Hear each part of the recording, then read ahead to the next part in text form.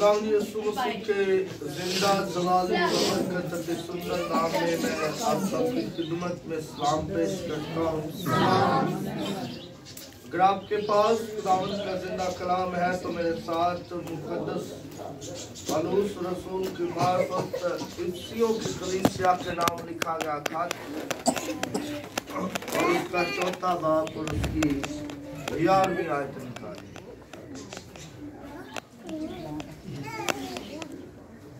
मुकद्दस पौलुस रसूल की मार्फत लिखा गया इफिसियों की कलीसिया के नाम खत उसका चौथा बाब और उसकी 11वीं आयत।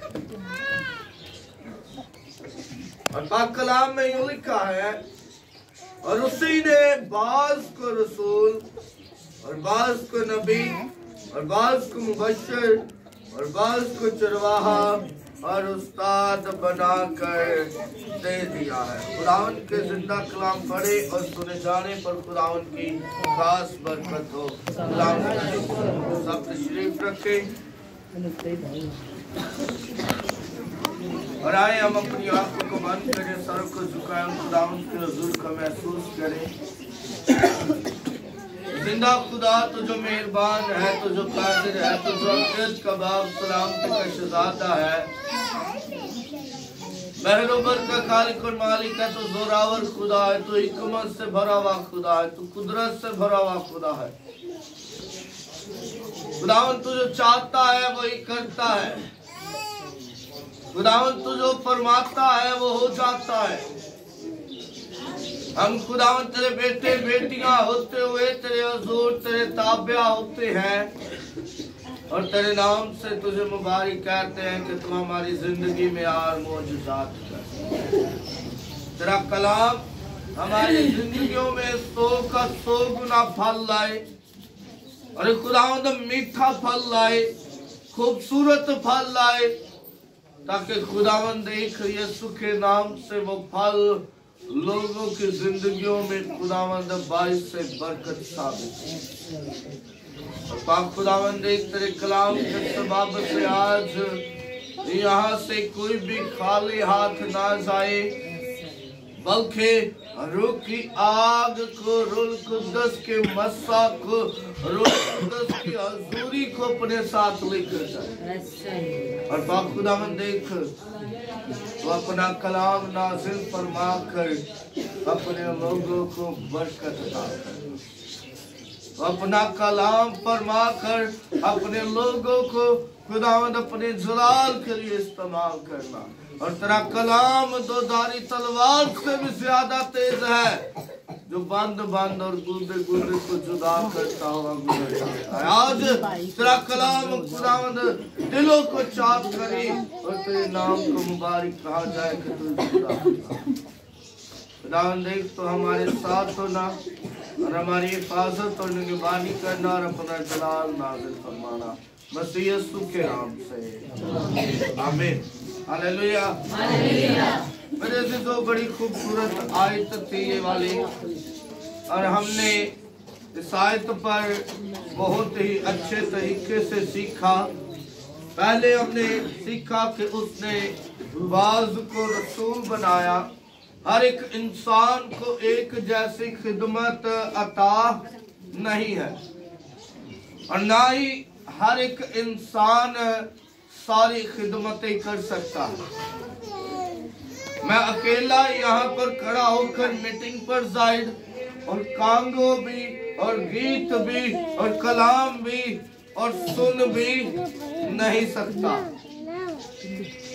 हर एक इंसान को खुदा ने अलग अलग खिदमत अता की और पौलुस रसूल में बड़ी खूबसूरती के साथ बयान करते हैं और वो कहते हैं कि हाँ सुनो कलीसिया सुनो कि खुदा ने बाज को रसूल, बाज को नबी, बाज को मुबश्शिर, बाज को चरवाहा और बाज को उस्ताद बनाकर हमें दे दिया।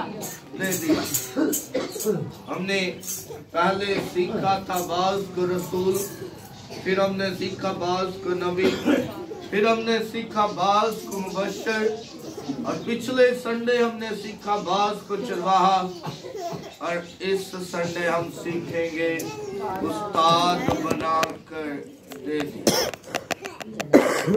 लफ्ज उस्ताद, ये बड़ा ही गौरतलब आज लफ्ज है उस्ताद। हम थोड़ा सा सीखते हैं, हम चाहे दुनियावी तौर पर ले चाहे रूहानी तौर पर ले, हम अक्सर औकात क्या करते हैं, अपने उस्तादों से थोड़ा सा सीखते हैं और फिर कहते हैं कि उस्ताद मैं तुझसे बढ़कर हो गया हूं। मैं आपको एक दफा का वाकया बयान करता हूं। खुदा का कलाम बयान करता है कि यीशु मसीह और उसके शागिर्द जा रहे हैं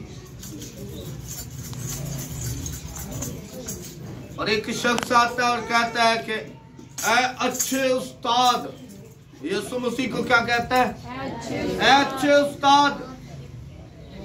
यीशु उसी वक्त उसे कह देता है कि तू मुझे अच्छा उस्ताद क्यों कहता है, तो मुझे अच्छा उस्ताद क्यों कहता है। हालांकि हमारी नजर में यीशु मसीह से बढ़कर कोई उस्ताद नहीं है। हमारी नजर में यीशु मसीह जो है वो आला किस्म के उस्ताद है, वो सबसे बढ़कर है। उसने अपने लोगों के लिए, अपने शागिर्दों के लिए सब कुछ बर्दाश्त किया है, लेकिन वो अपनी जुबान से कहता है कि तुम मुझे अच्छा उस्ताद ना कर, कामिल उस्ताद ना कर। मेरे अजीजों, हम थोड़ा सा सीखते हैं और क्या पसंद करते हैं कि मैं उस्ताद बन गया। क्या पसंद करते हैं, मैं उस्ताद बन गया हूं। लेकिन बाइबल मुकद्दस में अगर हम मुतालिया करें तो जितने शागिर्द हैं, जब तक उन्होंने अपने उस्तादों से डबल मसा नहीं लिया, जब तक उनके उस्ताद उन्हें छोड़कर नहीं गए, इस दुनिया से रहलत नहीं कर गए, वो शागिर्द अपने उस्तादों के ताबिया रहते हैं और इस कदर ताबिया रहते हैं कि लिखा है कि जब एलिया हाथ भी धोता तो अलीशा क्या करता था, पानी डाला करता था। लिखा है कि फिर अलीशा ने अपने उस्ताद से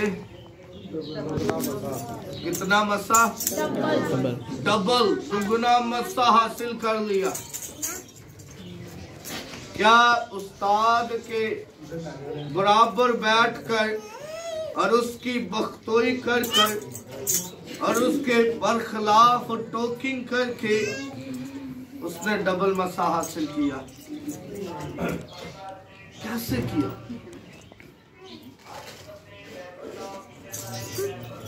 हर एक बात अलीशा जानता था। अगर अलीशा ये जानता था कि मेरे उस्ताद एलिया के अंदर इतनी कुव्वतें हैं, तो वो खामियां भी जानता था। वो जानता था कि मेरे आका के अंदर खामियां कौन कौन सी है। और जब लिखा कि एलिया आसमान पर जिंदा उठाया जाने को था, तो जब भी वो जाता तो लिखा है कि बहुत से नबी उससे कहते कि क्या तुझे पता है कि तेरा उस्ताद आज तुझसे छीन लिया जाएगा, तेरा उस्ताद आज जिंदा उठा लिया जाएगा। तो लिखा है कि अलीशा उनसे कहता कि खामोश रहो, मुझे पता है। एलिया कहता है क्या अलीशा तू यहाँ पर रुक कर, मैं उधर दुआ करके आता हूँ तो फिर तू मेरे साथ चली। लेकिन वो कहता है कि ऐ मेरे आका, ऐ मेरे नबी, ऐ मेरे उस्ताद, मेरी जान भी जाएगी तो मैं तेरे साथ नहीं छोड़ूंगा। तू जहाँ जहाँ जाएगा मैं तेरे साथ साथ चलूंगा। 3-4 मरतबा जब एलिया यही कहता है तो एलिया उससे पूछता है क्या अलीशा तुझे क्या चाहिए? और अलीशा कहता है क्या मेरे उस्ताद मैं तुझसे डबल मसा हासिल करना चाहता हूँ। उस्ताद कहता है उस्ताद कहता है कि ठीक है डबल मसाज से करना, तुझे कौन सा रोकता हूँ। कहते कि हाँ एक बात है, अगर तुम मुझे जिंदा आसमान पर जाता हुआ देख ले तो तुझ पर डबल मसाज आएगा। क्या एलिया ने उससे कहा कि अगर तुम मुझे जिंदा आसमान पर जाता हुआ देख लेगा तो डबल मसा तुझ पर आ जाएगा। अब जरा गौर करिएगा, एलिया ने कोई उसके ऊपर हाथ रखकर लंबी सारी दुआ नहीं थी। एलिया ने सिर्फ कहा, एलिया ने अल्फाज बोले, एलिया ने अलीशा से कहा और अलीशा का ईमान देखे कि अलीशा ने इस बात को अपने अंदर उतार लिया और अपने आप को इस लायक बना लिया। और वो हो सकता है कि 2 रातें 2 दिन जागता हो, 3 रातें 3 दिन जागता हो, वो हर वक्त अपने उस्ताद एलिया के साथ रहता होगा कि शायद अब मेरा आका आसमान पर उठा लिया जाएगा, शायद अब उठा लिया जाएगा। वो अच्छे तरीके से सो नहीं पाता होगा, वो बेचैन रहता होगा, वो कुछ काम करता होगा तो उसका ख्याल अपने मालिक की तरफ होगा, अपने उस्ताद की तरफ होगा। लिखा है कि जब अलीशा ऐसा करता है तो जब एलिया आसमान पर उठाया जाता है तो अलीशा उठ जाता है, अलीशा रोता है, वो कहता है क्या मेरे उस्ताद है, मेरे उस्ताद। लिखा कि उसी वक्त एलिया की जो चादर थी वो अलीशा पर आ जाती है।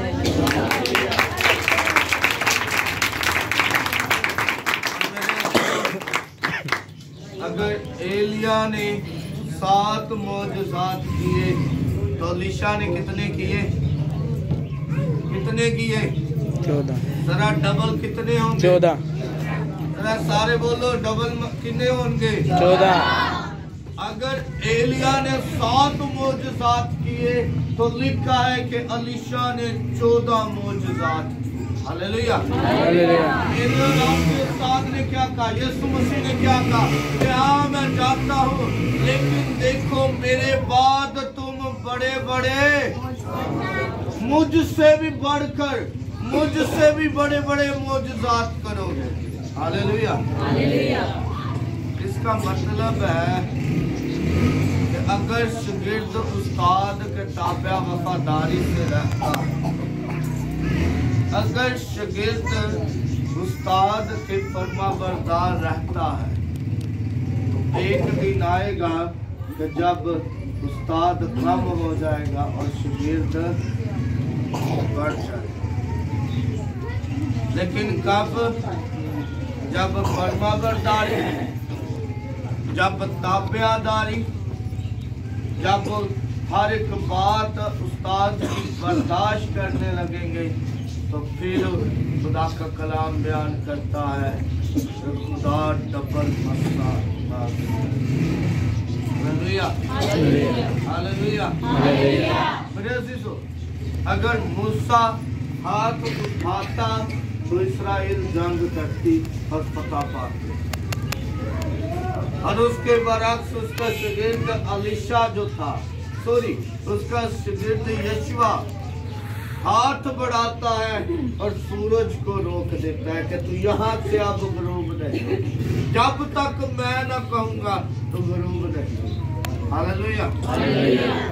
अगर मूसा हुक्म करता है कि तुम जंग जीतोगे तो लिखा है कि यशवा यरदन के नारे लगवाता है, यरू की दीवार के चुगिर्द नारे लगवाता है और यरू की दीवार क्या होती है?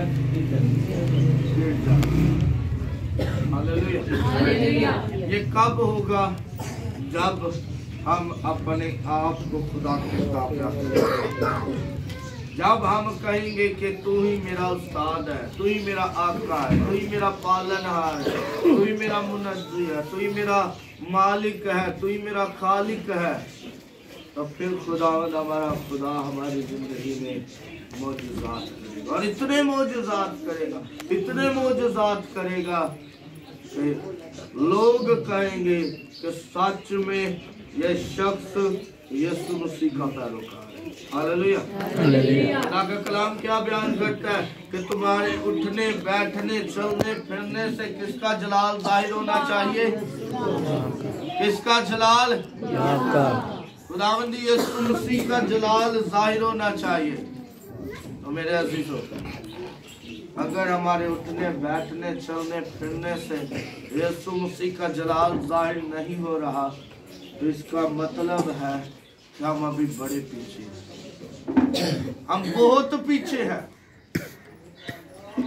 इससे पहले कि वक्त आ पहुंचे और बाद में हम ढूंढते फिरे कि यीशु मसीह शायद हमें इस कोने से बादशाही में दाखिल कर ले, शायद इस कोने से, तो जब तक मेन दरवाजा ना ओपन होगा यीशु मसीह कुछ नहीं करेगा। मेन दरवाजे से एंट्री होगी, मेन दरवाजे से दाखिला होगा। तो मेरे अजीजों, अपने आप को मजबूत करें, इस लायक करें कि आप स्टिल मेन दरवाजे के सामने खड़े रहे और जैसे ही दरवाजा ओपन हो आप सबसे पहले यीशु मसीह की बादशाही में दाखिल। हालेलुया। इसके लिए आपको तैयारी करनी पड़ेगी, अपने आप को खुदा के ताबिया करना पड़ेगा और फिर खुदा आपकी जिंदगी में मौजूदात करेगा। खुदा आए हम अपनी आंखों को बंद करें और खुदा उनके हजूर झुक के दुआ करें और खुदा उनके नाम को मुबारक करें। अपनी आंखों को बंद कीजिए, दुआ कीजिए कि खुदावंद, एक हम उस्ताद बनना चाहते हैं, लेकिन खुदावंद तेरे हजूर से, खुदावंद जिस तरह तू चाहता है हम उस तरह उस्ताद बनना चाहते हैं। खुदावंद जिस तरह तेरा कलाम हमें सिखाता है कि फरमा बरदार रहकर, रूह की आग में रहकर, रूह की हजूरी में रहकर हम खुदावंद तेरे फरमा बरदार बनकर तेरे नाम को जलाल दे, तो तू उसी तरह हमें अपनी खिदमत के लिए इस्तेमाल कर और अपने जलाल के लिए इस्तेमाल कर, अपनी कुदरत के लिए इस्तेमाल कर, अपने मस्सा के लिए इस्तेमाल कर। और खुदावंद तेरा कलाम हमारी जिंदगियों के लिए फलदार साबित हो, तेरा कलाम हमारी जिंदगियों के लिए बाइस से बरकत हो, तेरे कलाम के सबब से हम चेंज होते जाए, तेरे कलाम के सबब से हम रूह की आग